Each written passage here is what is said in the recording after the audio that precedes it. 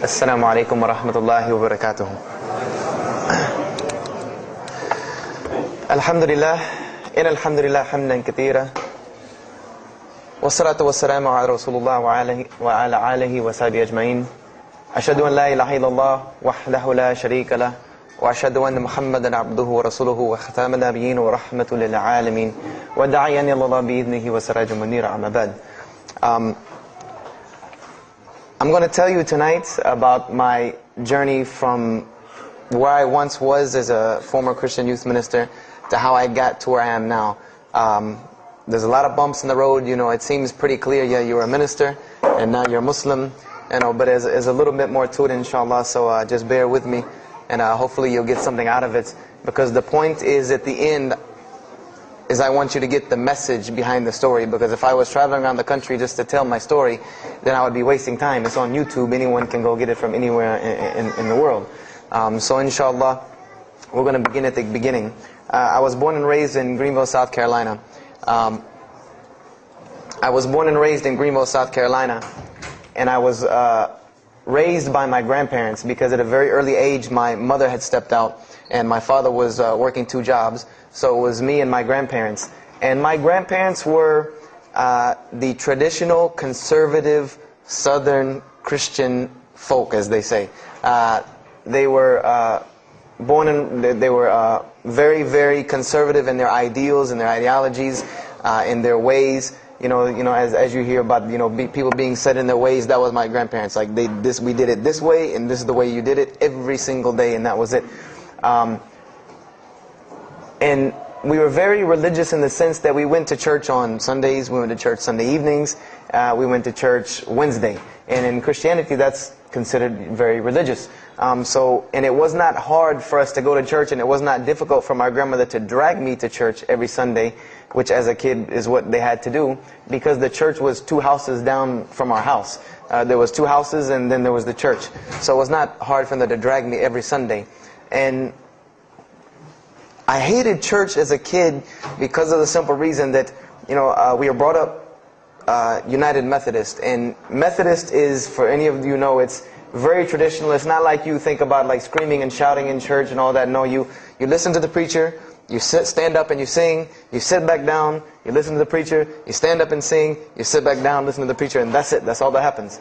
And the pews, as they call them, the chairs are made out of wood, they're hard, you get tired of sitting there, you're fumbling around, playing with the money that my grandmother gave me to put in the offering plate, all of these things. That's what I remember from church as a very small boy. But the thing that I do remember enjoying about church was Sunday school. Sunday school is what I got enjoyment from, because went to Sunday school, you painted pictures, of like Noah building the ark, you painted, all these pictures of Moses splitting the Red Sea. You learned the stories of Moses freeing the children of Israel from Egypt. You learn the story about him splitting the Red Sea. You learn the story about Noah and the ark. You learn the story about David and Goliath. You learn all these beautiful stories in Sunday school. So this was basically, as coming up, this is what I knew about Christianity, was the stories that I learned in Sunday school, because I never listened to the preacher during regular service. So that was the only thing I knew about Christianity.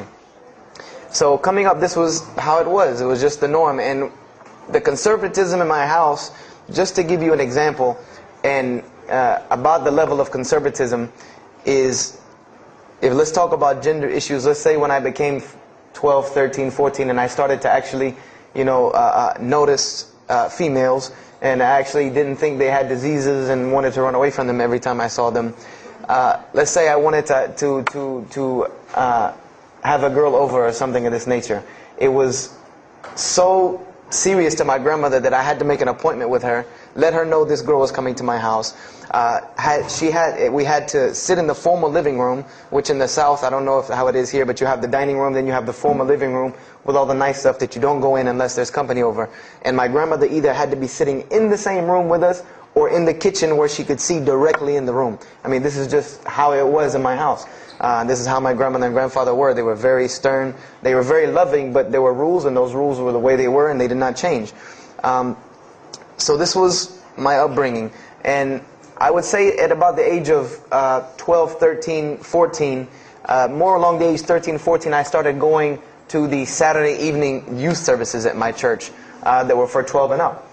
And the youth services were held in the gym, and they were totally different than church. At the youth services you went, we played basketball, we played volleyball, we played dodgeball, we played every kind of sport, and we ate pizza and cake and candy, all the stuff kids like to do. And at the end, the youth minister, who happened to be my catty corner neighbor across the street. When I was 14, he was 17.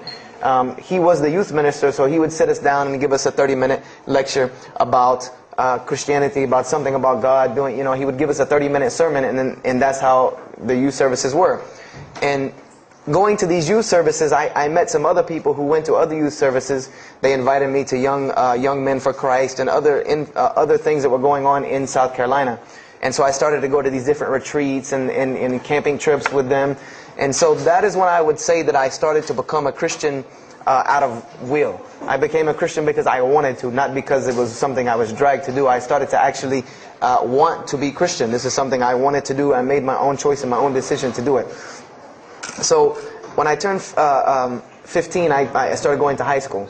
And when I was a freshman in high school, my best friend, who was the youth minister, was a senior in high school. And I remember we had a very close bond because I had not had my license yet, so I used to ride with him to school every day. And it was a big deal for me to be able to ride to school with a senior, especially since he had a brand new, or it was a brand new, but he had a restored '67 Mustang, which I've always been a fan of cars when I was a kid. So we had a very close bond, and we were very good friends because both of our parents were very similar. They didn't let us do much. So we spent a lot of time with each other. And when I became a sophomore, he graduated and started to attend Bob Jones University. I don't know if that rings a bell with anyone, but Bob Jones University is a very prestigious conservative Christian college in South Carolina. It's probably the most conservative college I've ever seen. Because the Moody Institute is known as one of the most famous in this country since Chicago. But Bob Jones is conservative to the point to where when it comes to men and women, like men and women are not allowed to get caught talking to each other in a room alone if they're not married, holding hands on campus. The men had to wear button-up shirts or polo shirts tucked in with slacks or jeans. The women had to wear skirts. No jeans, skirts that came down to the ankle, and a shirt that came to the wrist. And this was part of the guidelines for Bob Jones University. You didn't party, you didn't drink, there was none of this that happened at Bob Jones University. And he started going there, and his major was textual criticism.